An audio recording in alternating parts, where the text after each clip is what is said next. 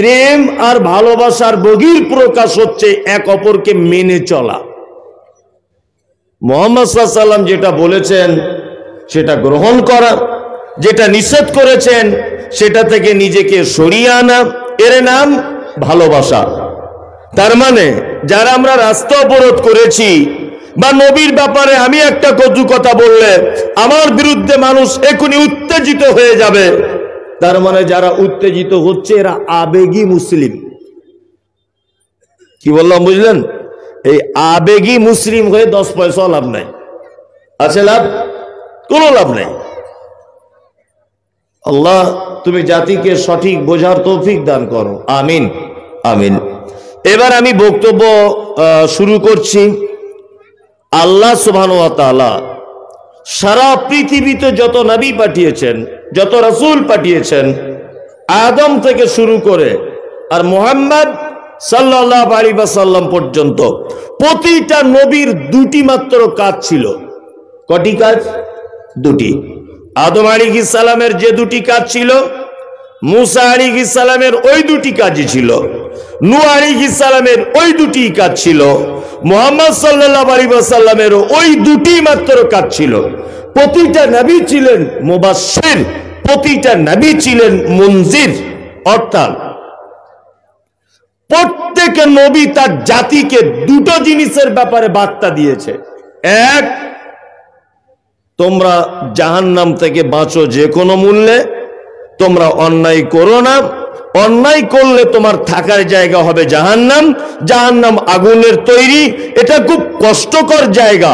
আর প্রত্যেক নবী আর একটা কথা বলেছেন, সেটা হচ্ছে এই, তোমরা ভালো কাজ করো, তার বিনিময়ে তোমাদের জন্য রয়েছে প্রশস্ত জান্নাত, যে জান্নাতের নিয়ামত, যে জান্নাতের আরাম আয়েশ পৃথিবীর কোন জিনিসের সঙ্গে তুলনা করা যাবে না।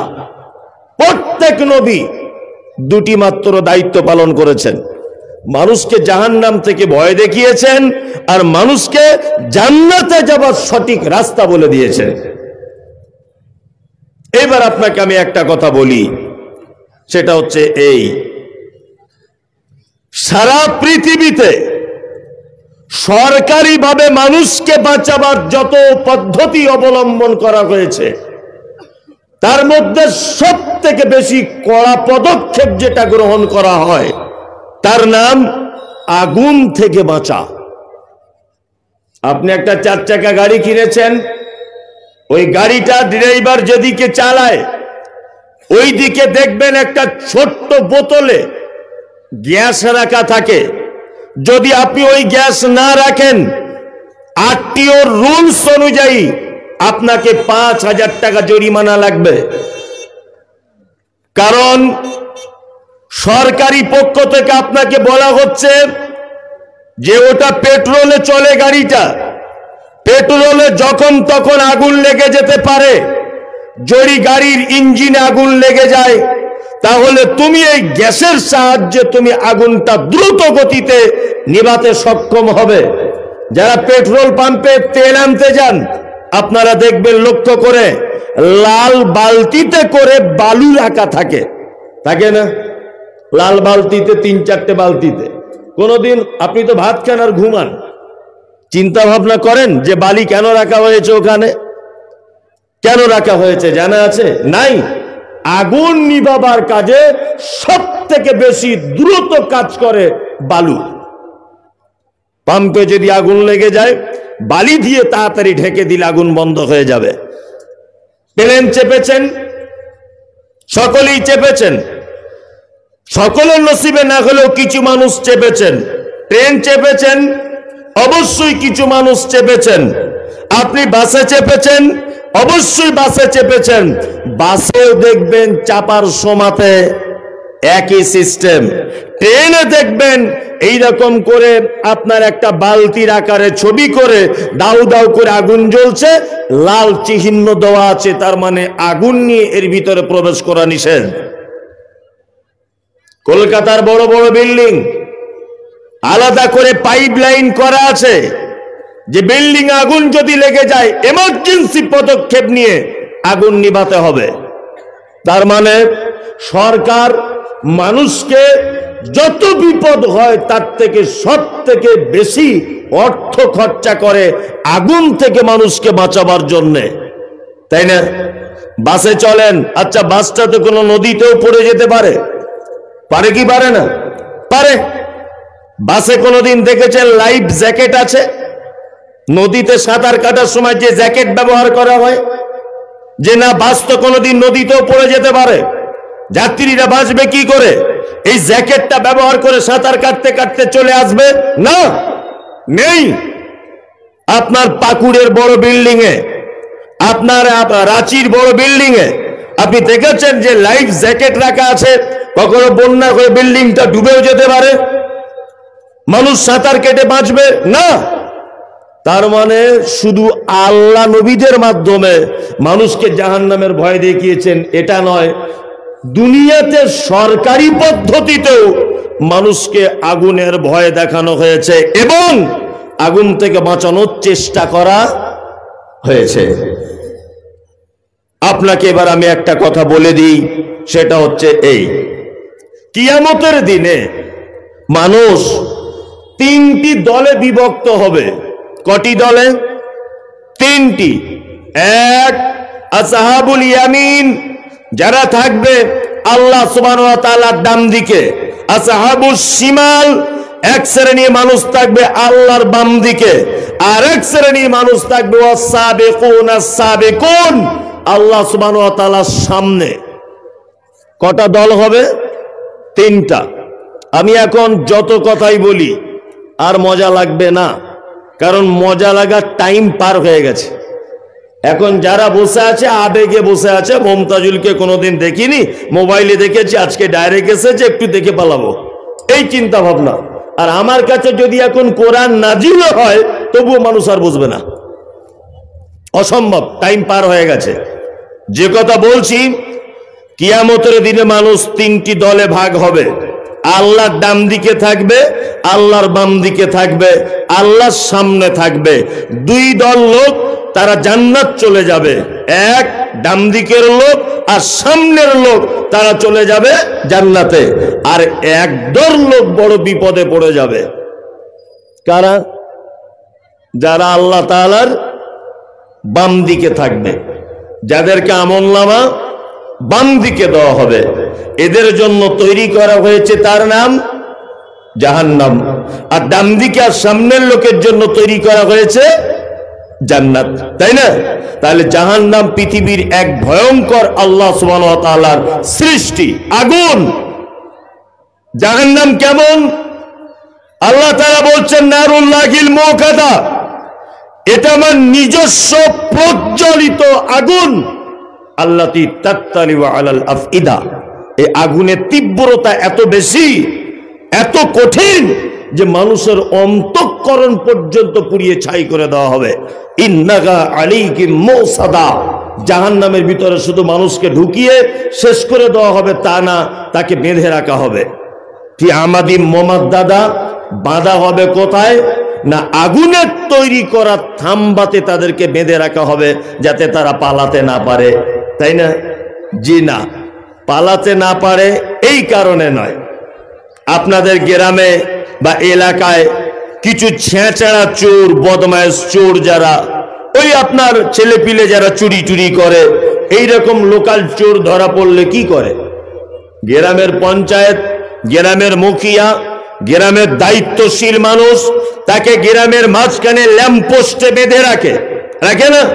হাত দুটো বেঁধে রেখে কি বলে, দেখি কোন বাপের বেটা আছে তোর হাত এখান থেকে ছাড়িয়ে নিয়ে যাবে, বলে না? তার মানে কি, গ্রামের মোড়ল নিজের ক্ষমতা দেখাতে চায়, দেখ আমার কত পাওয়ার, তোকে আজকে বেঁধেছি, এখান থেকে হাত ছাড়াবার ক্ষমতা কারো নেই। ঠিক তেমন আল্লাহ সুবহানাহু ওয়া তাআলা অপরাধীদেরকে জাহান্নামে দিবে, আর জাহান্নামে দেওয়ার পরে যখন বেঁধে দেওয়া হবে তাদের আগুনের থাম্বাতে, আল্লাহ সুবহানাহু ওয়া তাআলা নিজের ক্ষমতা দেখাতে গিয়ে বলবে, দেখি তোমার কোন নেতা কমরেড, কোন মন্ত্রী আছে, তোমার হাত এখান থেকে খুলবে। আজকে আহকামুল হাকিমিন, বিচারকের বিচারক আমি আল্লাহ, আমার বিচারে তুমি অপরাধী হিসাবে গণ্য হয়েছ, তোমার হাত বাঁধা হয়েছে, পৃথিবীর কেউ নাই আজকে তোমার হাত এখান থেকে খুলতে পারবে। এর নাম জাহান্নাম। আমি দুটো লোক সম্পর্কে বলে দিব। এক, ডান হাতের দিকে কারা থাকবে আল্লাহর জান্নাত যাওয়া যাবে, আর বাম হাতের দিকে কারা থাকবে আল্লাহর, তারা জাহান্নাম চলে যাবে। আমি পবিত্র আল কোরআনের ছোট্ট ছোট্ট দুটো একটা সূরার বাংলা অনুবাদ করে দিই, তাহলে আপনি বুঝতে পেরে যাবেন। আল্লাহ তাআলা বলেন, বিসমিল্লাহির রহমানির রহিম, আরাইতাল্লাযী ইউকাজ্জিবু বিদ্দীন। আল্লাহ নবীকে বলছেন, আপনি কি তাকে দেখেছেন যে কিয়ামতের দিবসকে অস্বীকার করে? যারা বসে আছেন কিয়ামত হবে এটা বিশ্বাস আছে তো? সবার আছে না? কিন্তু আল্লাহ তাআলা বলছেন ওই লোক কিয়ামতকে বিশ্বাস করে না। কিয়ামতের ব্যাপারটা কেমন জানেন তো? কিছুদিন আগে তুরস্কের মাটিতে একটা ভূমিকম্প হয়েছিল, সোশ্যাল মিডিয়া দেখেছেন। ভূমিকম্পর রূপ ছিল, পেপারপত্র পত্রিকা থেকে যা জেনেছি, বৈজ্ঞানিক তথ্য, যে মাটি থেকে ৮,০০০ ফুট নিচে ভূমিকম্পর উৎপত্তি হয়েছিল। তার ফলশ্রুতিতে উপরের বিল্ডিং গুলো থর করে কাঁপতে কাঁপতে সব নিচে পড়ে গেল। অজস্র নারী পুরুষ মারা গেল, গৃহপালিত পশু মারা গেল, কোটিপতি ভিখারি হয়ে গেল, মানুষ ধ্বংসস্তূপে পড়ে না খেতে পেয়ে প্রাণ চলে গেল তুরস্কের মাটিতে। এটা আমরা পৃথিবীর ভূমিকম্প দেখেছি। হয়েছিল কতক্ষণ? 40 সেকেন্ড। কতক্ষণ? 40 সেকেন্ড তুরস্কে ভূমিকম্প হয়েছিল। তার ফলে হাজার হাজার মানুষ মারা গেছে। এটা দুনিয়ার ভূমিকম্প। কিয়ামতের দিনের ভূমিকম্প কেমন? আল্লাহ তাআলা বলছেন, ইজা জুলজিলাতিল আরযু জিলজালাহা ওয়া আখরাজাতিল আরযু আসকালাহা। নিশ্চয় কিয়ামতের দিনের ভয়াবহতা বড় কঠিন, এবং সেদিন হবে ভূমিকম্প, মহাপ্রলয়। সেই প্রলয়টা হবে কেমন? ওয়া আখরাজাতিল আরযু আসকালাহা। মাটির তলায় থাকা ভারী ভারী সম্পদ উপরে তুলে দেওয়া হবে। ঢালাই মেশিন চেনেন? বালি পাথর সিমেন্ট দিয়ে উপরের মাল নিচে, নিচের মাল উপরে। ঠিক কিয়ামতের দিনের ভূমিকম্প তেমন হবে। আল্লাহ তাআলা পবিত্র আল কোরআনে বলেন, ইয়া আইয়ুহান নাসু তাকু রাব্বাকুম ইন্না যালজালাতাস সাআতি শাইউন আযীম। এই তোমরা যারা ঈমান এনেছো, তোমরা তোমাদের রবকে ভয় করো, নিশ্চয়ই কিয়ামতের দিবসের ভয়াবহতা বড় কঠিন। আমার দিকে ফিরুন, কত কঠিন আপনাকে দেখানোর চেষ্টা করছি। আচ্ছা বলুন, পৃথিবীতে নারীদের ধৈর্য ক্ষমতা বেশি না পুরুষের ধৈর্য ক্ষমতা বেশি? জানা আছে? বাংলা বুঝেন না আপনারা? আমার ভাষা বুঝতে পারছেন? তা বলছি, নারীদের, মেয়েদের ধৈর্য ক্ষমতা বেশি না ছেলেদের বেশি? ছেলেদের বেশি। ও যা বুঝে তাই বলেছে, ঠিকই বলেছে। ও তবু তো বলেছে যে একজনের নাম। চিকিৎসা বিজ্ঞানীরা বলছেন, এই যে লোকটা আমার পাশে বসে আছে, আমি যদি এনাকে একটা ঘুষি মারি এখন যে কোনো জায়গার শরীরে, চিকিৎসা বিজ্ঞানীরা বলছে আমার ঘুষির ওজন যদি 50 ডিগ্রি সেলসিয়াস পর্যন্ত যদি থেমে যায় তাহলে লোকটা বেঁচে যাবে।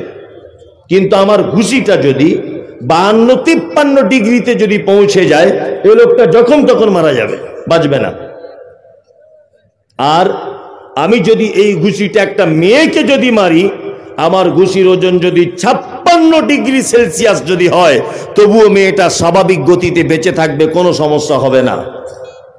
চিকিৎসা বিজ্ঞানীদের মতামত, মেয়েদের নরমালে বাচ্চা হবার যে কষ্ট, এই কষ্ট যদি পুরুষ মানুষের হতো তাহলে 100-র মধ্যে 85% পুরুষ মানুষ মৃত্যুবরণ করত, মারা যেত, বাঁচত না। শুধু মেয়ে বলেই বাঁচে, এটা আল্লাহর পক্ষ থেকে ওদের ক্ষমতা দেওয়া হয়েছে। আল্লাহ সুবহানাহু ওয়া তাআলা কিয়ামতের মাঠ সম্পর্কে বলছেন, ইয়াউমা তারাউনাহা তাযহালু কুল্লু মুরজিআতিন আম্মা আরজাত ওয়া তাযাউ কুল্লু যাতি হামলিন হামলাহা ওয়া তারান নাসা সুকারা ওয়া মা হুম বিসুকারা ওয়ালাকিন্না আযাবাল্লাহি শাদীদ। সেদিন দুগ্ধ দানকারিনী মা তার বাচ্চাকে দুধ পান করাতে ভুলে যাবে।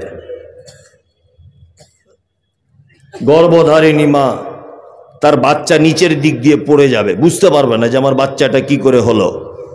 3, মানুষগুলিকে দেখতে পাওয়া যাবে কিয়ামতের মাঠে, তারা সব মাতাল। আল্লাহ বলছে ওমা হুম বিসুকারা, একজনও মদ পান করেনি, ওয়ালাকিন্না আযাবাল্লাহি শাদীদ, শুধু আমার কঠিন আযাবের ভয়ে তারা মাতালের মতো করে ঘুরছে। এর নাম কিয়ামতের মাঠ। আল্লাহ তাআলা বলেন নবীকে, আরাইতাল্লাযী ইউকাজ্জিবু বিদ্দীন, আপনি কি দেখেছেন ওই ব্যক্তিকে যে কিয়ামতের দিবসকে অস্বীকার করে? কারা তারা? ফাযালিকাল্লাযী ইয়াদউল ইয়াতীম, যারা এতিমকে গলা ধাক্কা দেয়, যারা এতিমের সঙ্গে অসৎ ব্যবহার করে, এরা কিয়ামতকে অস্বীকার করে। এতিম বুঝেন? এলাকাতে আলেম ওলামা তো অনেক আছে, নিশ্চয়ই বুঝেন। যার আব্বা নেই, এখনো বালেগ হয়নি, ছেলেটা মেয়েটা বালেগা হয়নি, এ কি? এতিম। এদের সঙ্গে সৎ ব্যবহার করা লাগবে। তারপর আল্লাহ তাআলা বলছেন ওয়ালা ইয়াহুজ্জু আলা তুআমিল মিসকিন, যারা মিসকিনদেরকে খাদ্য দানে উৎসাহিত করে না। মিসকিনও নিশ্চয় বোঝেন, ফকির আলাদা, মিসকিন আলাদা। ফকির হলো ওই লোক যার কাছে কিছু সম্পদ আছে, তারপরেও তার প্রয়োজন মেটে না, অপরের দ্বারস্থ হতে হয়, এ হচ্ছে ফকির। মিসকিন হলো সে যার কিচ্ছু নেই, একেবারে নিঃস্ব, এ হচ্ছে মিসকিন। আপনার দরজা থেকে ভিক্ষিক পায় মানুষ? পায়? আপনার তো বিশাল একেবারে চাঁদের মতো ডিজাইন করা বিশাল ঘর আর বিশাল গেট, ভিখারি ডেকে ডেকেও তো আপনাকে পায় না। পায়?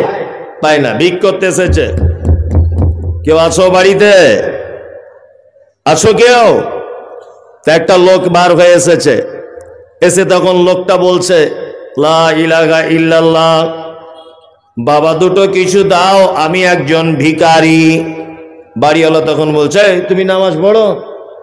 না, নামাজ পড়ি না। তো থেকে নামাজ পড়ে না, ভিক করতে এসেছে। তাড়িয়ে দিল তাকে। করে না? করে। আর একজন এসেছে, কেউ আসো?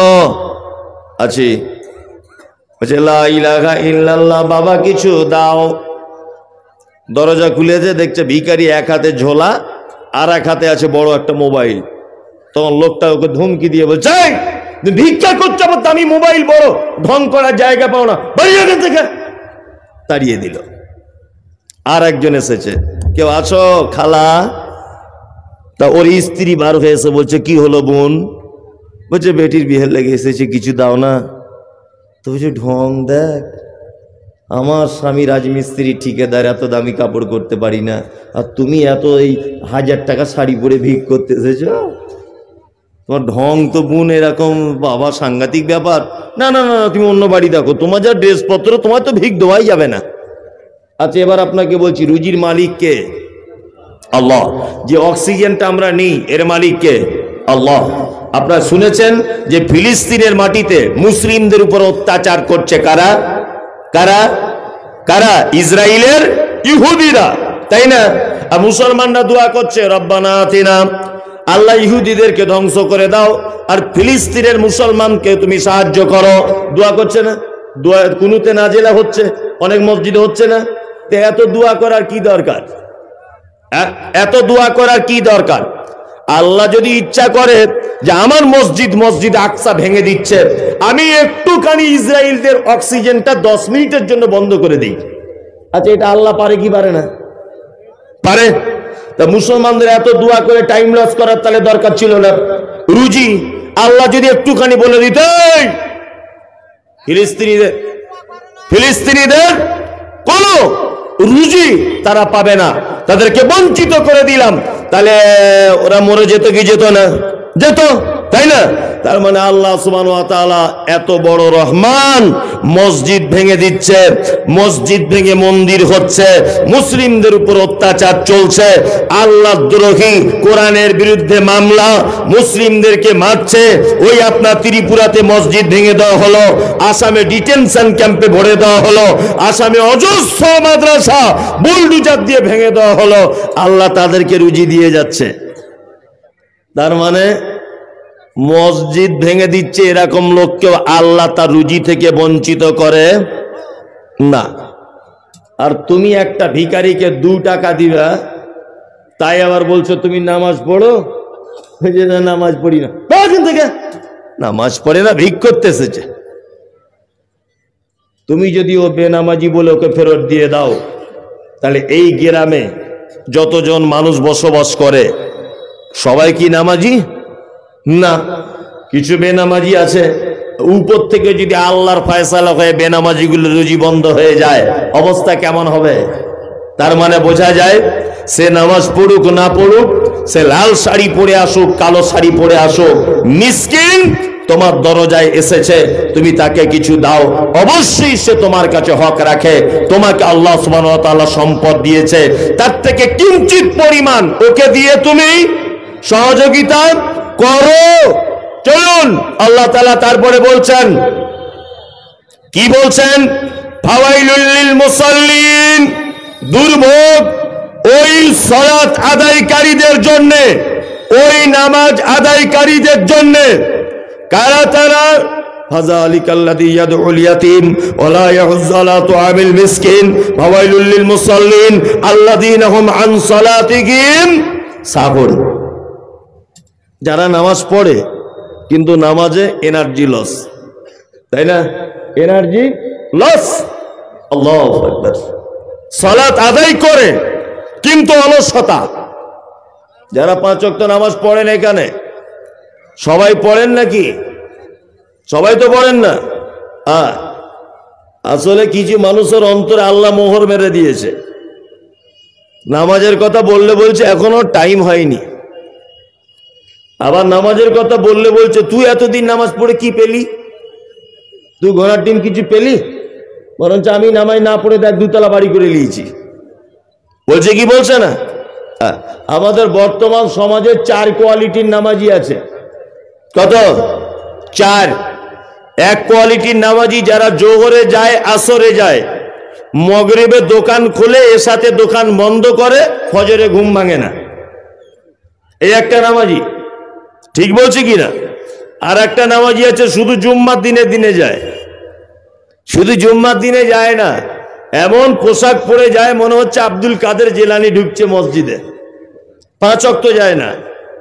আর কিছু মুসাল্লি আছে 2 ঈদে যায়, ঈদুল ফিতর, ঈদুল আজহা। আবার শুধু ঈদে যায় না, ঈদগায় গিয়ে ঝামেলাও লাগায়। আপনাদের ঝাড়খণ্ডে হয় না, আমাদের ওদিকে হয়। আর 4 নম্বর কোয়ালিটির নামাজি 5 ওয়াক্ত পড়ে, তবে কিছু বুঝে না, না বুঝেই পড়ে। আচ্ছা না নেই এরকম? আছে। এখন যে ব্যক্তি জোহরে যায়, আসরে যায়, মাগরিবে থাকে না, এসাতেও যায়, ফজরে ঘুম ভাঙে না, এ নামাজি না বেনামাজি? এ কোন তালিকায়? কোন একটা তালিকায় তো ধরতে হবে তাকে, নয় নামাজি নয় বেনামাজি। মোটামুটি এরকম তো কোনো শব্দ নেই, আছে? নেই। আল্লাহু আকবার। আপনাদের ঝাড়খণ্ডে মাধ্যমিক পরীক্ষা হয়? হয়। যারা শিক্ষিত লোক উত্তরটা দেন তো একটা কথা বলি। আমার ছেলে মাধ্যমিক পরীক্ষা দিচ্ছে এবারে, 5টা বিষয়ে তার পরীক্ষা, ও 4টে বিষয়ে 100 নাম্বার পেয়েছে, আর একটাতে 0 পেয়েছে। যেদিন রেজাল্ট বার হবে আমার ছেলে পাস না ফেল? ফেল, তাই না? সবগুলোতে 100, একটাতে 0, ও কি ফেল। জোহরে গেছেন 100, আসরে গেছেন 100তে 100, মাগরিবে এসেছিলেন 100তে 100, এসাতেও ছিলেন 100তে 100, ফজরে ঘুম ভাঙেনি তাই যায়নি, পরেও পড়ে নেয়নি 0। কি 0? তার মানে আর নামাজি থাকতে পারলো? পারলো না। আল্লাহু আকবার। চলুন আপনাকে আর একটা কথা বলে দিই, সেটা হচ্ছে এই, আমাদের কিছু মানুষের ধারণা একটা লোক মারা গেল, মারা যাবার পরে ইমাম সাহেব তার লাশটার সামনে পিছন করে দাঁড়িয়ে বা সাইডে দাঁড়িয়ে মুসল্লিদেরকে বলছে আসসালামু আলাইকুম, মন দিয়ে শুনুন, আমাদের গ্রামের ফটিক ভাই মারা গেছে, খুব ভালো লোক ছিল। ভুল ত্রুটি করে থাকলে সবাই আল্লাহর রাস্তায় ক্ষমা করে দেবেন, আর ঋণ টিন করে থাকলে তার বেটাদেরকে বলবেন পরিশোধ করে দিব। এগুলো বলে কি বলে না? বলে। আর এই কথা বলে মাইয়েতের জন্য সকলে দোয়া করবেন, আল্লাহ যেন জান্নাত নসিব করে। না, ইমাম সাহেব দোয়া করে দিল, ইমাম সাহেব জানাজা পড়িয়ে দিল, মাটি দেওয়া হয়ে গেল। আর সেই দিন এই গ্রামে জলসা, তার বেটা খুব ধনী লোক, 50,000 টাকার বান্ডিল এনে ওই কারি আব্দুল জব্বারের হাতে দিয়ে বলছে, টাটকা আমার আব্বা মারা গেছে আজকের, আপনি একটু দয়া করে দোয়া করবেন যাতে আমার আব্বা জান্নাত চলে যেতে পারে। কিন্তু ওর আব্বা 5 ওয়াক্ত নামাজ পড়তো না। কারি আব্দুল জব্বার তো জানে না, ও এমন করে দোয়া করছে মনে হয় জান্নাতের জায়গা নাই, ওকে ঠেলে মনে হয় ঢুকাচ্ছে। 50,000-এর বান্ডিল, দোয়া বেশি করতেই হবে। আর আমাদের মৌলী সাহেবদের দোয়া করারও ঢং সাংঘাতিক ঢং। কেউ 10 টাকা দিচ্ছে তো অর্ধেক রাস্তাতে ফেলে দিয়ে পালিয়ে আসছে, কেউ 2000 দিয়ে দিচ্ছে তো পুরো ঢুকিয়ে দিয়ে তালা মেরে দিয়ে আসছে। দোয়া এরকম চলছে কি চলছে না? বাস্তব না বাস্তব? বাস্তব। এখন কারি আব্দুল জব্বার দোয়া করলেন, আমি মমতাজুল ইসলাম কলকাতা থেকে এসেছি, আমিও দোয়া করলাম, সভাপতি সাহেব দোয়া করলেন, এ দোয়াতেও হলো না। কাল সকালে মাদ্রাসার সব ছেলেরা দোয়া করছে, আল্লাহ অমুক মারা গেছে কিন্তু লোকটা বেনামাজি ছিল, ওর বেটা 50,000 দান করেছে, এখন চাপে চুপে দোয়া করতে হবে, তাছাড়া কিছু করে নাই, পরে আর টাকা দিবে না। এখন সব ছেলেরা মিলে যদি দোয়া করে, ওর বাপকে জান্নাত পাঠানো যাবে? যাবে? নামাজ পড়েনি, যাবে জান্নাত পাঠানো যাবে না? কিছু লোক নামাজ পড়ে অবশ্য 5 ওয়াক্ত, কিন্তু কিছু বুঝে না। চাচাকে জিজ্ঞেস করছি, চাচা কতদিন নামাজ পড়ছো? বলছে 30 বছর হবে বাপ। ভালো, আলহামদুলিল্লাহ।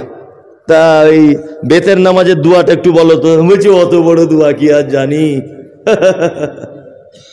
কানে কম শুনি, চোখে কম দেখি, এত বড় দোয়া কি আর মুখস্থ করা যায়? আচ্ছা, একবার সেজদা দিয়ে উঠে বসে আর একবার সেজদায় যাবেন, এর মাঝখানে কি দোয়া বলেন? বলছি ওটাও জানি না। আচ্ছা আচ্ছা, দুয়ায়ে সানাটা তো পারেন, দাঁড়িয়ে আল্লাহুম্মা বাঈদ বাইনি ওয়া বাইনা খাতায়ায়া কামা, এটা জানেন? বলছি ওটা তো জিভটাই লড়ে না। কঠিন শব্দ আছে দুয়ার ভিতরে, ভালো করে বুঝুন। লোকটা 5 ওয়াক্ত নামাজ পড়ে, দোয়া কিছু জানে না। এটা আমি বাস্তববাদী লোক তো, ওই জন্য বাস্তব কথা বলছি। আপনার এখনই হুঁশ ফিরবে যে মনি সাহেব তো ঠিকই বলেছে। দেখবেন ওই লোকটা বেতের নামাজে দেখবেন করে কি করে না, ও রুকু থেকে উঠে ঠোঁট লাড়ছে। আমি বলছি, চাচা তুমি যখন দোয়া জানো না, ঠোঁট লাড়ো কেন? তুমি বলো কি? এরকম লোক আছে না নেই? তার মানে আমার মনে হয় দুনিয়াতে এতদিন মানুষকে ধোকা দিয়ে হলো না, এবার আল্লাহকে ধোকা দিতে গেছে মসজিদে। আরে এই জাতি কিয়ামত পর্যন্ত সফলতা পাবে না যে জাতি জলসার দিনে 100 কুইন্টাল জিলাপি বিক্রি হয়, কিন্তু বইয়ের দোকানদার দোকান দিলে জলসাতে 10টাও দুয়ার বই বিক্রি হয় না, একটাও হাদিস কোরআনের বই বিক্রি করতে পারে না। ও বেচারা 200 টাকা বউনি করে বাড়ি চলে যায় ভোরবেলাতে ঠান্ডায় কাঁপতে কাঁপতে, আর জিলাপি আলা 1 বস্তা টাকা নিয়ে বাড়ি চলে যায়। এ জাতি কিয়ামত পর্যন্ত সঠিক রাস্তা পাবে না। তোমার পক্ষে কোন জিলাপির স্বাদ ভালো এটা বোঝা সহজ, তোমার পক্ষে দেশি বাদাম কোনটা আর হাইব্রিড বাদাম কোনটা এটা বোঝা সহজ। তোমার পক্ষে কখনো সঠিক ইসলাম পাওয়া সহজ নয়। তুমি যে নামাজ পড়ো, দোয়া কি বলো, এইরকম ধোকা দিয়ে বেশি দিন টিকবে না। টিকবে? আর কতদিন এরকম করে কাটাবেন? মসজিদের ইমাম সাহেবের কাছে বসে 10 মিনিট 2টা দোয়া শেখা যায় না? আবার কোন বয়স্ক মানুষ সেজদাতে গেলে পা পিছনে কেমন করে রাখতে হয়, এমন করে জোড়া করে রাখতে হয় পা গুলো, তাই না? এটাই হাদিসের নিয়ম। কেউ কেউ পাটা ফাঁক করে রেখেছে। তো একটা চাচাকে বলছি, চাচা ফাঁক করে রেখে দিও না, একটু জমা করে নাও। তখন বলছে, তুই বেশি বুঝিস আমার থেকে? হ্যাঁ, তোর কবরে তুই যাবি, আমার কবরে আমি যাব, ফাঁক করবো না জমা করবো আমার ব্যাপার। 2 দিন নামাজ পড়তেছে, ফটর ফটর ফটর ফটর করছে, বলে কি বলে না? মানে ও যেন অটোমেটিক হাই ভোল্টেজ, ভুল ধরিয়ে দিলেও সমস্যা, তাই না? এরকম নামাজি আছে আছে। আল্লাহু আকবার। আল্লাহ তুমি অন্ততপক্ষে আমাদের সলাতটা অন্ততপক্ষে সহি হবার পদ্ধতি মানুষের হৃদয়ে পৌঁছে দাও, আমিন।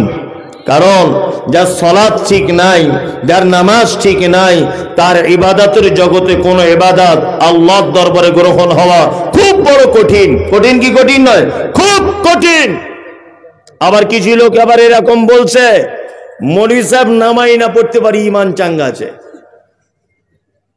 কিছু লোক বলছে না, বলছে নামাই না পড়তে পারি, বেটার বিয়ে দিয়েছি 1 টাকা লিইনি, বুনেদের জমি বুঝে দিয়েছি, প্রত্যেক বছরে জাকাত দিয়ে দিই, সিরিকন মাদ্রাসাতে জলসা হয় 5000 দিই, এই মাদ্রাসায় হয় 5000, আবদুল্লাহপুরে 20,000, আর আপনার ওই কি বলে অমুক মাদ্রাসাতে 50,000। কিন্তু আমার একটাই দোষ, ব্যবসা বাণিজ্য করি তো নামাজ পড়তে পারি না। আমার ছেলে আমাকে বলছে, আব্বু আমি মিলিটারি চাকরি করব, আমার মতো লম্বা, খুব সেই রকম বডি, আমার পাশে দাঁড়ালে মনে হবে ও বাপ আর আমি বেটা, এরকম একটা ব্যাপার। তা আমি বলছি তাহলে বেটা এক কাজ কর, তুই যখন মিলিটারি হবি বলছিস তাহলে পরীক্ষা দে। ও মাঠে দৌড়িয়েছে ফার্স্ট, আমাকে বলছে আব্বু আজকে লিখিত পরীক্ষা, পরীক্ষা দে। পরীক্ষা দিয়েছে, লিখে ফার্স্ট, মৌখিক পরীক্ষা ফার্স্ট। এটা অরিজিনাল নয়, বোঝানোর জন্য বলছি। তা আমাকে আমার বেটা বলছে, আব্বু চাকরি প্রায় হয়ে যাবে, আর একটা পরীক্ষা বাকি। যে কোন পরীক্ষা বাকি তোর? বলছে আমার হাইটটা একটু মাপা হবে। ফিতে নিয়ে বড় বাবু আমার বেটার হাইট মেপে দেখছে 3.5 ফুটের একটু বেশি। আচ্ছা বলুন তো, মরণ পর্যন্ত কোনোদিন মিলিটারির চাকরি হবে? হবে? আপনাদের গ্রামের কারু হলে হবে না। মিলিটারির চাকরি হতে গেলে কি করা লাগবে? হাইট ভালো হতে হবে, লেখাপড়া কম যেন অসুবিধা নাই, বডি হতে হবে একদম সাল্লু ভাইয়ের মতো বডি, আর সেই রকম তাগড়া জওয়ান, তাই না? তবে তুমি মিলিটারিতে চান্স পাবে। কিন্তু একটা ওই 3.5 ফুটের বেঁটে ছেলে যদি বলে আমি এখন আর্মিতে চান্স লাগাবো, হবে? হবে না। আপনার জীবনে জাকাত দিয়েছেন, 1 মাস আপনি সিয়াম পালন করেছেন, আপনি আপনার মাল থেকে গরিবদেরকে দান করেছেন। বন্ধুরে আমার, সারা পৃথিবীতে একটা চাকরি রয়েছে, তার নাম মিলিটারি, তার নাম আর্মি, তার নাম ডিফেন্সের চাকরি। এই চাকরিটার মূল শর্ত হলো হাইট ভালো হতে হবে। যদি কেউ বেটে হয় এই চাকরি কোশ্চিন কালেও পাবে না। ঠিক তেমন আপনার জীবনে যত ভালো কাজ, সমস্ত ভালো কাজ যদি এক জায়গায় জমা করা হয়, আর আপনার আমলনামাতে যদি সালাত বা নামাজের আমলনামা যদি দেখা হয় আপনার 1 ওয়াক্তর নামাজে নাই, তাহলে আপনার জান্নাতে যাওয়া বড় কঠিন হয়ে যাবে। আল্লাহ তাআলা বলেন, মা সালাকাকুম ফি সাকার ক্বালু লাম নাকু মিনাল মুসাল্লিন। একজন সাকার নামক জাহান্নামীকে জিজ্ঞেস করা হবে, এই তুমি কেন এখানে এসেছো, বলো তুমি কেন এখানে এসেছো? ও তখন বলবে যে ক্বালু লাম নাকু মিনাল মুসাল্লিন, আল্লাহ সব ভালো কাজ ছিল, শুধু নামাজ পড়িনি। তার মানে বেনামাজি থাকার জায়গা কোথায়? খুব কঠিন জায়গা। আপনার কাছে অনুরোধ, বিনীত অনুরোধ, ভাই আপনি আমার দিনী ভাই, অন্ততপক্ষে আজান হলে মসজিদে আসুন। কি বললাম বুঝলেন? আপনি দেখছেন না আপনার নিজের দেশ ভারত, বাবরি মসজিদ ভেঙে রাম মন্দির করা হলো। ফিলিস্তিনে দেখতে পাচ্ছেন মসজিদে আকসাটা ভাঙার চক্রান্ত চলছে। আপনি দেখেছেন ত্রিপুরার মাটিতে 2022 সালে মসজিদে আগুন লাগিয়ে পুড়িয়ে ছারখার করে দেওয়া হয়েছে। আপনি জানেন ভারতবর্ষের অনেক রাজ্যতে এখনো পর্যন্ত মসজিদে ওপেন আজান দেওয়া নিষিদ্ধ করা আছে। যুবক, সারা পৃথিবীতে যখন মসজিদ ভাঙার জন্য আপ্রাণ চেষ্টা চালিয়ে যাচ্ছে এক শ্রেণীর মানুষ, তুমি অথচ মুসলিম, তুমি আজও পর্যন্ত আজান হলে মসজিদের পাশ দিয়ে চলে যাও, তুমি ঢুকতে চাও না।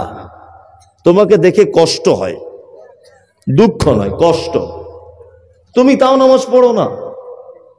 আজকে আমাদের জলসাগুলো হয় কয়েকটা কারণে। কেউ বলছে মাদ্রাসার উন্নতি কল্পে, কেউ বলছে মসজিদের উন্নতি কল্পে, কেউ বলছে কবরস্থানের উন্নতি কল্পে, ঈদগার উন্নতি কল্পে। যখন কিছু খুঁজে পাচ্ছে না তখন বলছে ইমানের উন্নতি কল্পে। হয় না? জলসা হচ্ছে। মসজিদের উন্নতি কল্পে মানে মার্বেল পাথর লাগাতে হবে। মসজিদের উন্নতি কল্পে মানে না মসজিদটা একতলা আছে ওটা দুতলা করতে হবে। মসজিদের উন্নতি কল্পে মানে হাটকলটা আছে ওটা ভালো হচ্ছে না, কষ্ট হয়, মোটর বসিয়ে সাবমার্শাল বসিয়ে ঘুরিয়ে পানি বার করতে হবে, এই কারণে জলসা, তাই না? জি। আচ্ছা, মসজিদের মূল সৌন্দর্য কি? বিয়ে বাড়িতে প্যান্ডেল করা রেডি, গান বাজনা রেডি, রান্না বান্না রেডি, বিয়ে বাড়িতে কুটুম আসা রেডি, বর আসছে না, আর বর বলে দিয়েছে আমি যাবও না। ভালো করে বুঝবেন, বর বলে দিয়েছে আমি যাবও না। আচ্ছা বলুন, ওই বিয়ে বাড়িটা 1 লাখ 2 লাখ 3 লাখ টাকা খরচা, ওই বিয়ে বাড়িটার বিয়ে বাড়ি বলে মানাবে? হ্যাঁ, মানাবে না। মার্বেল পাথরে নামাজ পড়লে নেকি বেশি হয় আর এমনি মেঝেতে পড়লে নেকি কম হয়, এরকম কোনো পদ্ধতি আছে? না। আমরা মানুষ কত বড় বোকা, মার্বেল পাথরের জন্য 1 লাখ টাকা দান করে দিচ্ছি, মনে করছি জান্নাত চলে যাব, সহজে জান্নাত যাবার রাস্তা। কিন্তু ওই মসজিদের মুয়াজ্জিম তোমাকে দিনে 5 বার বলছে হাইয়া আলাস সালাত, এসো মসজিদে এসো। আরে তোমাকে শুধু মসজিদে ডাকলে তুমি আসবে না, সার্থক পর। ওই জন্য আল্লাহর নবী তারপরের বাক্যে আবার বলে দিয়েছেন হাইয়া আলাল ফালাহ, তুমি শুধু নামাজে আসবে না, তুমি নিজের কল্যাণের জন্য তুমি এসো। আল্লাহু আকবার। আজকে এই যে 1টা বাজে, এখন ফজরের নামাজ কেউ পড়বে? কেউ নামাজ পড়বে না, ফজরের কেউ পড়বে না। ইমাম সাহেবেরই মনে হয় ঘুম ভাঙবে না। স্বাভাবিক ঘুম কেন ভাঙবে? 2টোর সময় সে যদি শোয়, 3টের সময় শোয়, তার ঘুম ভাঙবে? ভাঙবে না। আল্লাহ তুমি আমাদের সকলকে সালাত আদায়কারীদের দলভুক্ত করে নাও, আমিন আমিন। অন্তত নামাজটা পড়বে ইনশাআল্লাহ, ইনশাআল্লাহ পড়ুন, নামাজ পড়ুন। আল্লাহ সুবহানাহু ওয়া তাআলা বলছেন আল্লাযীনা হুম আন সালাতিহিম সাহুন, যারা সালাত আদায় করে কিন্তু সালাত আদায় করার সাথে সাথে তার এনার্জি লস। কিছু মানুষ আছে না, মসজিদে যায়, নামাজ পড়ে ঠিকই করে, মানে এত দ্রুত গতিতে নামাজ পড়ছে যেন ওর মানে এরোপ্লেনের টিকিট কাটা আছে, দুবাইয়ে যাবে চাকরি করে, মানে এত গতিতে চালাচ্ছে আর কি, তাই না? আল্লাহু আকবার। না, একটু ধীর স্থিরতা অবলম্বন করুন। অসজুদ অক্তারিব, আপনি যখন সেজদায় চলে যাবেন আল্লাহ আপনার কাছে চলে আসবে। তা আল্লাহ যখন আপনার কাছে চলে আসছে, আপনি কি করে সেজদা থেকে এত তাড়াতাড়ি উঠতে পারলেন? হ্যাঁ, কি করে পারলেন? কি করে আপনি এত তাড়াতাড়ি আল্লাহর কাছ থেকে নিজেকে সরিয়ে আনবেন? আচ্ছা ধরে নেন আপনাদের এই জলসার সামনে এখানে আল্লাহ চলে এলো, বোঝার জন্য বলছি। তা আল্লাহ যার হাতে আছে জান্নাত, যার হাতে আছে জাহান্নাম, যার হাতে আছে রুজি, যার হাতে আছে হায়াত মওত, যার হাতে আছে আপনার সুস্থতা অসুস্থতা, যার হাতে আছে আপনার ধনী গরিব, সব কিছু যার হাতে, সেই আল্লাহ এখন জলসার স্টেজে এখানে চলে এসেছে, ধরে নেন। আচ্ছা বলুন তো, আল্লাহর কাছে কেউ ছেড়ে যেতে আর মন চাইবে? চাইবে? চাইবে না। আল্লাহ তাআলা বলছেন কোরআনে অসজুদ অক্তারিব, বান্দা যখন সেজদা দেয় আমি তখন একেবারে নিকটে চলে আসি। তা তুমি সেজদা থেকে এত তাড়াতাড়ি কেন উঠে পড়ো? তোমার তো এটা ভাবা উচিত যে আমার কাছে এখন আল্লাহ চলে এসেছে, আমি আল্লাহ নিকটবর্তী হয়ে গেছি, আমি এখন আর উঠতে চাইবো না। আল্লাহু আকবার, সুবহান রাব্বিয়াল আলা, এটা 3 বার মিনিমাম বলা লাগবে, বেশি 10 বার বলুন, 20 বার বলুন, 1000 বার বলুন আপনি সুযোগ পেলে। এত কেন তাড়াতাড়ি? আমরা নামাজ পড়ি কিন্তু আমাদের নামাজে এনার্জি নাই।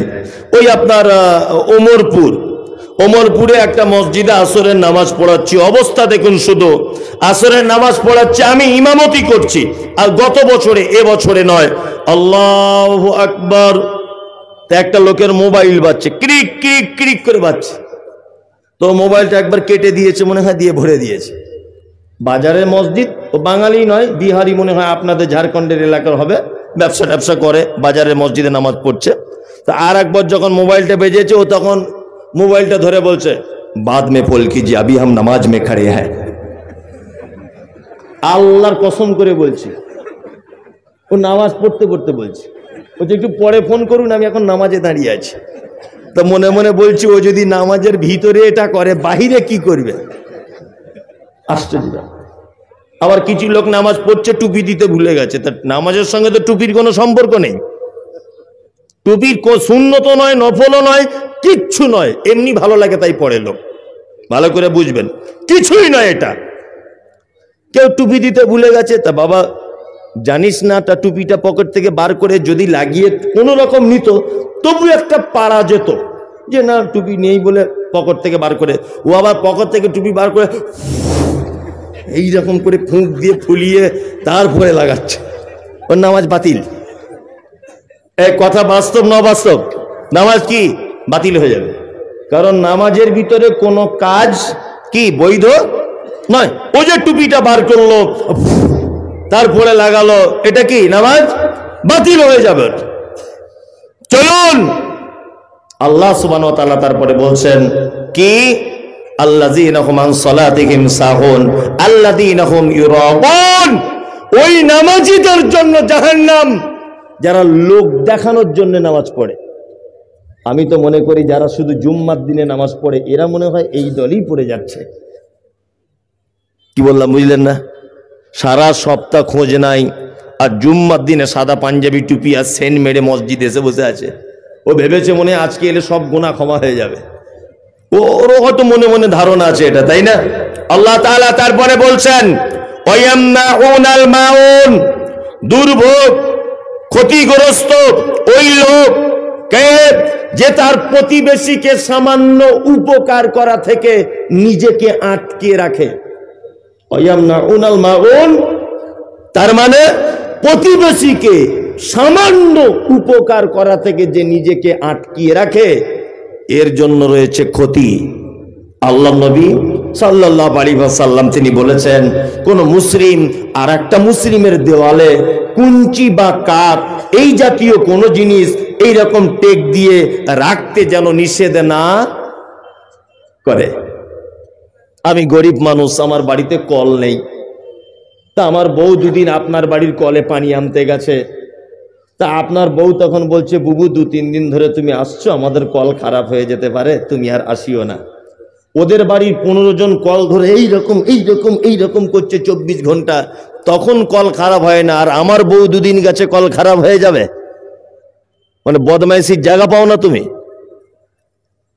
কুরবানির আমি একটা গরু কিনেছি, গরিব মানুষ, কোন রকম কুরবানি দিব বলে আমার বাঁধার খামার নেই, তা আপনার খামারে 10-12 দিন গরুটা বাঁধছি, তা আপনার বউ রাতের বেলাতে বলছে, শোনো মমতাজুল 10-12 দিন গরু বাঁধছে, মনে হয় জায়গাটা দখল করে নিতে পারে, একটু ঘিরে দিলে ভালো হয় না?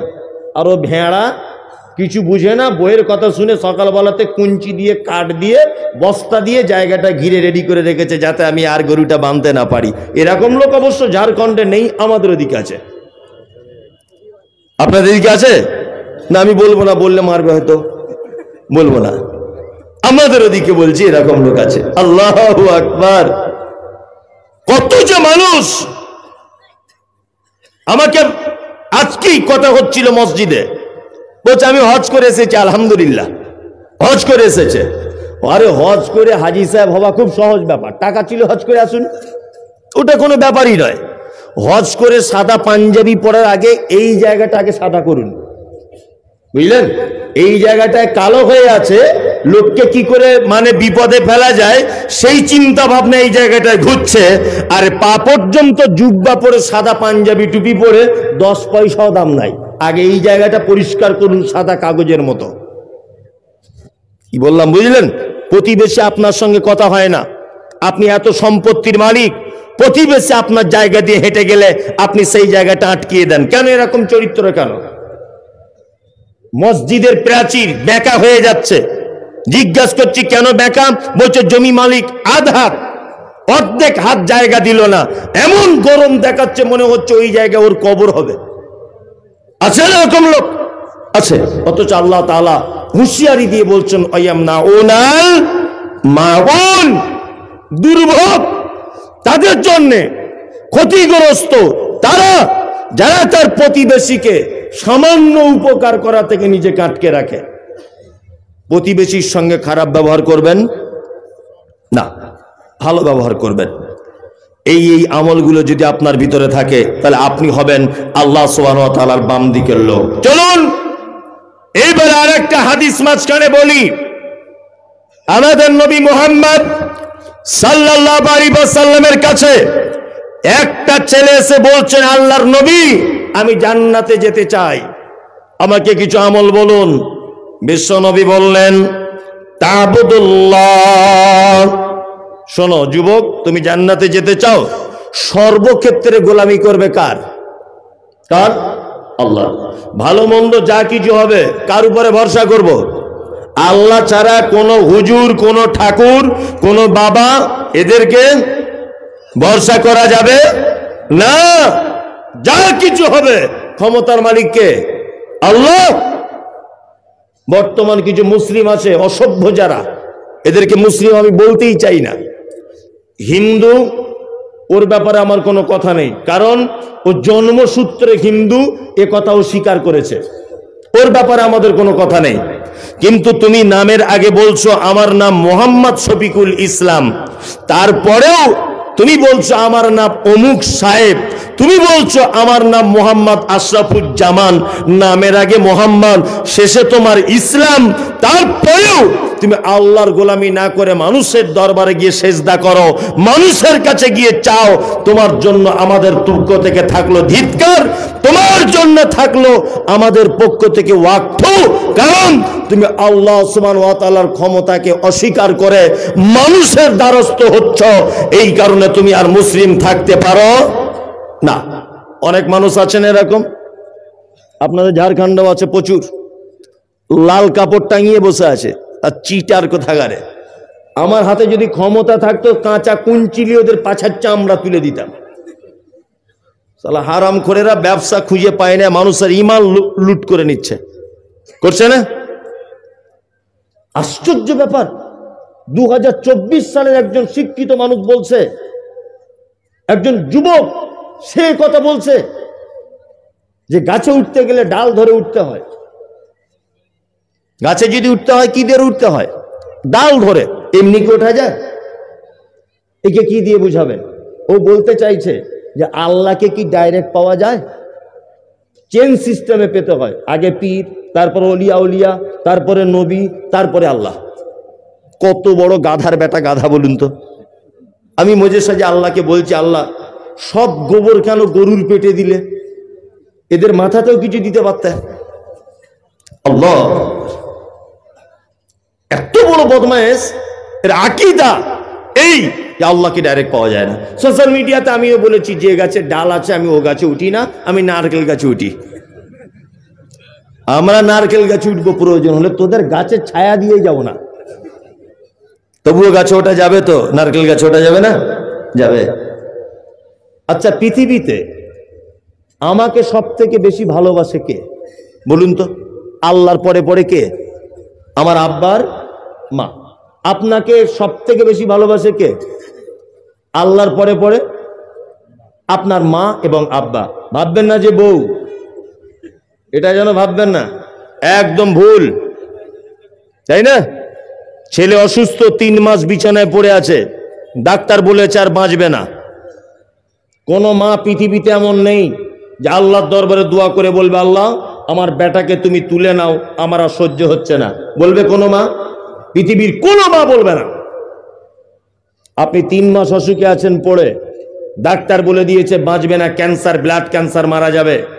আপনার স্ত্রী দেখবেন আপনার কাছে আর আসবে না, বাপের বাড়ি চলে যাবে, ফোনে ফোনে অন্য জায়গায় কট লাইন জুড়ে দিবে। বাস্তব, এটা বাস্তব না? বাস্তব। তার মানে সারা পৃথিবীতে আল্লাহর পরে যদি আপনাকে কেউ বেশি ভালোবাসে, আপনার আব্বার মা। কোরআনের ভাষাটা শুনুন, আল্লাহ বলছেন ইয়াউমা ইয়াফিরুল মারউ মিন আখি ওয়া উম্মিহি ওয়া আবি ওয়া সাহিবাতিহি ওয়া বানি। আল্লাহু আকবার। কিয়ামতের দিন বাপ তার বেটার হবে না, ভাই তার ভাইয়ের হবে না, মা সন্তানের কোন উপকার করতে পারবে না, স্ত্রী স্বামীর কোন উপকার করতে পারবে না।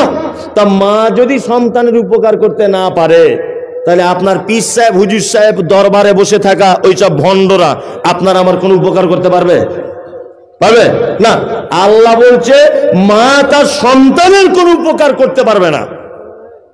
আর ও গাঁজাখোর বলে কি করে আমি তোমাদের বাঁচিয়ে দিব? আল্লাহ তুমি জাতিকে সঠিক বোঝার তৌফিক দান করো। গোলামি, সর্বক্ষেত্রে গোলামি করতে হবে কার? কার? আল্লাহর। আল্লাহ নবী বলছেন ওয়ালা তুশরিক বিহি শাইআ। শোনো যুবক, তুমি যদি জান্নাতে যদি যেতে চাও শিরিক করে দিও না। শিরিক বোঝেন তো? আল্লাহর যে ক্ষমতা আছে এই ক্ষমতা পৃথিবীর অন্য কারো আছে এটা মনে করা কি শিরক। রুজি এর মালিক কে? আল্লাহ। হায়াত মওতের মালিক আল্লাহ, তাই না? আর সুস্থ অসুস্থর মালিক আল্লাহ। শিরিক পৃথিবীর একটা ভয়ঙ্কর পাপ। আমাদের বাজারে দেখবেন কিছু ছেলেকে দেখতে পাওয়া যায় হাতে 4-5টা আংটি পরে ঘুরছে। আরে এতগুলো আংটি, আর প্রত্যেক আংটিতে বড় বড় পাথর আছে না? কিছু লোক আছে, এ বাবা এতগুলো পাথর কেন পড়ছিস? বলছে এই পাথরটা বউ কথা শোনে না ওই জন্য। আর এটা ঘন ঘন পেচ্ছাপ হয় এই জন্য। আর এইটা ঘুমের ঘোরে চমকে উঠি তাই। আর এটা কি ব্যাপার? না এটা হচ্ছে যে আমার বউ যেন ছেড়ে না চলে যায়, আমাকে ছাড়ে। 4 রকমের পাথর পড়ে বসে আছে। আই মমতাজুল ইসলাম আপনাকে বলছি, কলকাতায় যদি কেউ যান, কলকাতার একটা বড় মসজিদ, তার নাম না খোদা মসজিদ, হাওড়া ব্রিজ পার করেই মসজিদটা। ওই কলকাতার মার্কেটে মসজিদের গেটের সামনে ওই রকম পাথর 20-30 টাকা কেজিতে বিক্রি হয়, কেজিতে। আর পিস ধরে নিলে 50 পয়সা পিস। 50 পয়সা পিস পাথর কিনে এনে একটা একটা পাথর বিক্রি করছে 10,000, 5,000, 20,000 টাকা পর্যন্ত করছে না? বলছে এই পাথরটা দিয়ে রাখলে সুন্দরী তোমার বউ হবে, বলছে না? তা সুন্দরী বউ যদি এই পাথরটাই ভালো হয়, তা তোর বউটা কেন দাঁত বড় করে বসে আছে? হারামখোর, তোর বউটা তো রাতের অন্ধকারে দেখা যায় না। করছে কি করছে না? করছে। সব চিটার। কাজী নজরুল ইসলামের নাম শুনেছেন? হ্যাঁ, কাজী নজরুল বলেছেন ওরে পীর ফকিরের কথা যদি সত্য হতো তারা কেন ফুটপাতে ভিক মেঙে খেত? পীর ফকিরের কথা যদি সব সত্য হবে তারা কেন ফুটপাতে বসে আছে? হ্যাঁ, তাই না? হাত দেখে বলে দিতে পারছে। চিটিং বাজরা আছে না, হাত দেখছে, বলছে ও সাংঘাতিক ব্যাপার। বলছে কি হয়েছে বাপ? বলছে তুমি যার সঙ্গে লাইন মারছো তোমার বাড়ি চলে আসা সম্ভব না আছে। বলছি তাই? বলছে হ্যাঁ। বলছে কত লাগবে? বলছে 350। বলছে 350 দিলে কি হবে? বলছে জানলা ভেঙে চলে আসবে তোমার বাড়ি। 350 টাকা ঝেড়ে নিয়েছে। আর এর চ্যাংড়া ছেলে এই বুঝছে যদি ওকে পেয়ে যাইতে স্বর্গ পেয়ে গেলাম। ও তো এরকম টেনশনে আছে, ও তো মানে 440 ভোল্টেজে ঘুরছে আর কি ওকে পাওয়ার জন্য। এখন 1 সপ্তাহ পরে, আগে তবু ফোন টোনে কথা হচ্ছিল, এখন টোটালি সুইচ অফ। ও আবার ঘুরে এসে বলছে বাবা কি ব্যাপার, সে সুইচ অফ হয়ে গেছে। তো বলছি দাঁড়াও আরেকবার দেখি।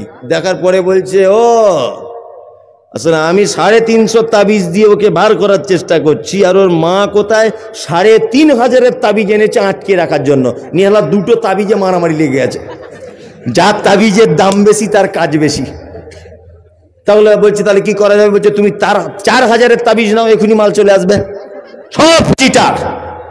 ও হাত দেখে বলে দিতে পারছে তোমার সঙ্গে কার বিয়ে হবে, তোমার ভালোবাসার মানুষ কেমন হবে। প্রত্যেকদিন সরকারিভাবে লটারি হয় না? আপনার এখানে লটারি কাটে তো মানুষ, 1 কোটি টাকা ফার্স্ট প্রাইজ। ওরে চিটার, তুমি যদি হাত দেখে বলে দিতে পারো পরের বউ কার সঙ্গে কি করে, পরের বেটি তোমার হয়ে যাবে, ওই অমুক কাজ তোমার জন্য, অমুক কাজ হয়ে যাবে, তোমার সামনে বিপদ আসছে, গাড়ি কিনেছো অ্যাক্সিডেন্ট হওয়ার সম্ভাবনা আছে, তুমি সব যদি বলে দিতে পারো, তুমি কেন ফুটপাতে 10 টাকার জন্য মানুষের দরবারে হাত পাচ্ছ? তুমি আজকের ফার্স্ট প্রাইজ 1 কোটি টাকা, এইটা তুমি বলো কোন নাম্বারে টিকিটে মাল বাঁধবে? ও পারবে না। শিরক। অষ্টধাতু আংটি শিরক, লাল সুতো, কালো সুতো, সব শিরক। লাল সুতো বেঁধে ঘুরছে। আরে সুতো কোথায় পেলি? বলছে আজমির শরীফ থেকে নিয়ে এসেছি। আজমির শরীফে কি ঝুট মিল আছে? হ্যাঁ, পাকুড়ের ঝুট মিলে তৈরি হচ্ছে সুতো, ওকে কুকুরে পেচ্ছাপ করে ওই সুতোতে, আর ওই সুতো চলে যাচ্ছে আজমিরে বরকতের বলে মানুষ কিনে আনছে। আল্লাহু আকবার। হযরত ওমরকে চেনেন? ওমর, হযরত ওমরের নাম শুনেছেন? বিখ্যাত মানুষ হযরত ওমর। পৃথিবী থেকে একটা পাথর এসেছে জান্নাত থেকে, তার নাম হাজরে আসওয়াদ। মুহাম্মদ সাল্লাল্লাহু আলাইহি ওয়াসাল্লাম তিনি বলেছেন, হাজরে আসওয়াদ যখন পৃথিবীতে আসে দুধের থেকেও সাদা ছিল। এত সাদা, যে এত সাদা ছিল, দুধের থেকেও বেশি সাদা। দেখুন একটা কথা বলি, এখানে লিখে দিয়েছে চাঁদা করবেন। আমি সাপ ব্যাং যাই বলছি, লোকগুলো কিন্তু একটাও হটেনি। চাঁদার কথা বলবো, এই লোকগুলো পালাতে টোটালি আমার টাইম দিলাম 10 মিনিট, সব লোক পালাবে। মানুষ অত বোকা আছে যে প্রধান বক্তা হয়ে বক্তব্য দিচ্ছে, ও যদি আধ ঘন্টা পরে চাঁদা তোলে মানুষ আর বসবে? চাঁদা তোলা মানে আর বক্তব্য কিছু রাখবে না, তাই তো? তবু আপনাকে আমি এই কথাটা বলে বক্তব্য শেষ করে দিচ্ছি। এক, হযরত ওমর ফারুক রাদিয়াল্লাহু তাআলা আনহু হাজরে আসওয়াদের দিকে আঙুল তুলে দিয়ে বলছেন, হাজরে আসওয়াদ, আমি তোমাকে কখনো চুম্বন করতাম না। তুমি মানুষের কোনো উপকার করতে পারো না, তুমি কোনো ক্ষতিও করতে পারো না, তবে আমি তোমাকে চুম্বন করব এই কারণে আমাদের নবী মুহাম্মদ সাল্লাল্লাহু আলাইহি ওয়াসাল্লাম চুম্বন করেছিলেন। তাই হাজরে আসওয়াদের মতো জান্নাতের পাথর পৃথিবীর কোন মানুষের ভালো মন্দ কিছু পরিবর্তন করে দিতে পারে না। আর ফুটপাতের অষ্টধাতু আংটি তোমার জীবনের কোনো কিছু পরিবর্তন করে দিতে পারে না। তার মানে এটা শিরক। আল্লাহ নবী সাল্লাল্লাহু আলাইহি ওয়াসাল্লাম ছেলেটিকে বলছেন, ওয়াতুকিমুস সালাতিল মাকতুবাতা, শোনো, ফরজ নামাজ ছেড়ে দিও না। অতুতি যাকাতিল মাফরুজাতা, যাকাতের নিসাবে চলে এলে তুমি যাকাত দিয়ে দাও। ওয়াতাহুজ্জাল বাইত, আর মক্কা থেকে যাওয়া আসার মতো টাকা যদি তোমার কাছে থাকে তুমি একবার হজ করে নাও। ছেলেটি তখন বলছেন, আল্লাহ রাসূল, আমি এর বেশিও করব না কমও করব না, আমার উপায়। বিশ্ব নবী বলছেন, তুমি যদি 5টা জিনিসের উপরে অটুট যদি থাকতে পারো তাহলে অবশ্যই তুমি জান্নাত চলে যাবে। 5টা কাজ বললাম, এই কাজগুলো করার চেষ্টা করবেন। 1, ইবাদত করবেন সর্বক্ষেত্রে আল্লাহর, শিরিক করবেন না, 5 ওয়াক্ত সালাত আদায় করবেন, মালের যাকাত দিয়ে দিবেন, আর হজ করার ক্ষমতা চলে এলে একবার হজ করে নেবেন। আগের কোরআনের আয়াতটা বলেছে ওগুলো করলে আল্লাহর বাম দিকে অর্থাৎ জাহান্নাম যেতে হবে। আর এইগুলো যদি আপনি মেনে চলেন, আপনার থাকার জায়গা জান্নাত। মাদ্রাসার জলসা না মসজিদের? মাদ্রাসার জলসা। ও মাদ্রাসার জলসা। ও বানাত নির্মাণ করা। বানাত মাদ্রাসা চালানো খুব কঠিন। মানে বানাত মাদ্রাসা করার পোল্ট্রির মুরগির ফার্ম করা সমান। কারণ আমি তো নিজে চালাচ্ছি 200-250 মেয়েকে নিয়ে, মাথার চুলটা পর্যন্ত থাকবে না। এই চুল যেটা দেখছেন এটা উঠে পালাবে। বানাত করুন, অবশ্যই নারীদের শিক্ষার প্রয়োজন আছে, তবে এতে খুব টেনশন বেশি, মানে আগুন নিয়ে খেলা করা আর কি, এরকম ব্যাপার। তাছাড়া কিছু নয়, সম্পূর্ণ আগুন নিয়ে খেলা করা, যখন তখন দাও দাও করে চলে যাবে। বানাত মাদ্রাসা আমি নিজে 200-250 মেয়েকে নিয়ে সোশ্যাল মিডিয়াতে আপনার হয়তো দেখেন, বানাস মাদ্রাসা আমি চালাই। আবার গত রবিবারে ছেলেদের জন্য একটা মাদ্রাসার ভিত্তি স্থাপন করছি 3 বিঘা জমির উপরে। ইনশাআল্লাহ দোয়া করবেন আল্লাহ যেন দিনের জন্য কবুল করে নেয়। তা আমার নিজস্ব এক্সপিরিয়েন্স সেটা হচ্ছে এই, অবশ্যই সমাজে পুরুষদের থেকে এই মুহূর্তে নারীদের ইসলামিক শিক্ষার প্রয়োজন বেশি। কারণ আমাদের সমাজ একেবারে অধঃপতনের তলদেশে চলে যাবার মূল কারণ সমাজে ভালো মায়ের অভাব। কি বললাম বুঝলেন? ভালো মা নেই সমাজে। এখন বর্তমানে যত মা আছে সব টিকটকের মা, বেশিরভাগ সব টিকটক। হাদিস কোরআন দিনের জ্ঞানী একজন মা নেই। সারা পৃথিবীতে যত মনীষীদের জীবনী আপনি পড়বেন, সমস্ত মনীষীদের জীবনীতে তার মায়ের অবদানের কথা বলা আছে। ইমাম বুখারী রাহিমাহুল্লাহ নাম তো জানেন, ছোটবেলা থেকে কোন অসুখের কারণে অন্ধ হয়ে গেছিলেন, মায়ের দুয়ার বদৌলতে চোখের দৃষ্টি শক্তি ফেরত পেয়েছিলেন। ঘটনা আছে না একটা? আচ্ছা, মা কেমন আল্লাহওয়ালি মা, যার দুয়াতে বেটার চোখের দৃষ্টি ফেরত পায়, কত আল্লাহওয়ালি হতে হয়। ওই জন্য বলবো, খুব ভালো একটা উদ্যোগ বানাত মাদ্রাসার জন্য। আর যারা আপনারা আপনাদের অর্থ ব্যয় করেন, আমি তো মনে করি এই মুহূর্তে সব থেকে ব্যয় করার উত্তম জায়গা দিনী প্রতিষ্ঠানে। এই যাই একটা দুটো ছেঁড়া ফুটো আলেম আমাদের মতো দেখতে পাচ্ছেন, পাঞ্জাবি টুপিওয়ালা, এই মাদ্রাসাগুলো আছে বলেই দেখতে পাচ্ছেন। আর এই মাদ্রাসাগুলো আছে বলেই আমি তো বলবো, আল্লাহর দিন আল্লাহ চালাবে, ওটা আলাদা একটা বিষয়, কিন্তু বড় মুসিবত হয়ে যাবে দিনের ব্যাপারে যদি এই মাদ্রাসাগুলো না থাকে। কি বললাম বুঝলেন? কোন জিনিস লাগাবার আগে আমরা সব সময় ভালো গাছের জাত দেখি। একটা আম গাছ যদি লাগান, তার জাত দেখেন না যে কি জাতের, গাছটা হিষ্টপিষ্ট কিনা দেখেন না? দেখেন। তা আপনার সংসারের গাছ হচ্ছে আপনার বউ, আপনার স্ত্রী। এ যদি নরবরে হয়ে যায় তাহলে আপনার টোটাল পরিবার নরবর হয়ে যাবে।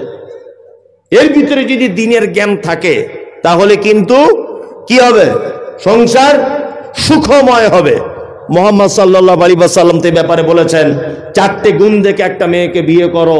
1, সুন্দরী কিনা দেখো। 2, তার সম্পদ আছে কিনা দেখো। 3, তার বংশ ভালো কিনা দেখো। 4, দিনদারিতা আছে কিনা দেখো। আমরা শুধু সুন্দরী খুঁজি, তাই না? যে চামড়া পরিষ্কার হলেই চলবে। সুন্দরী মানে কি? সুন্দরী মানে চামড়া যার পরিষ্কার সে সুন্দরী, তাই তো? এটা আমাদের পরীক্ষা।